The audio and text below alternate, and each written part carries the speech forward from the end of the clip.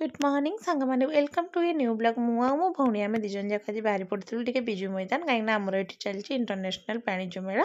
जोटा कि आम अनुगुले प्रथम थर पर ये दुईटा टिकेट कर आम एंट्री करूँ भितर को विभिन्न प्रकार देश आ राज्यर जिनस सब आसी शाढ़ी मिठा पर्स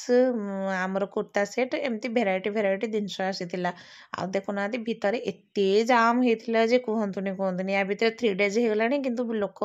दिन को दिन लोकों संख्या बढ़िबार चलती ये विभिन्न प्रकार सालुआर भी आसी भेराइटी किंतु भिड़ पाई कौन सी जिनस भलसे देखी हो नाला जहाँ जी आम देखीलु ये शाढ़ी किसीटा भल लगुला किंतु एत भिड़ भितर ना भलसे किसी देखीला ना कि किणी होता जहाँ जमी टिके सब देखा देखी करके आम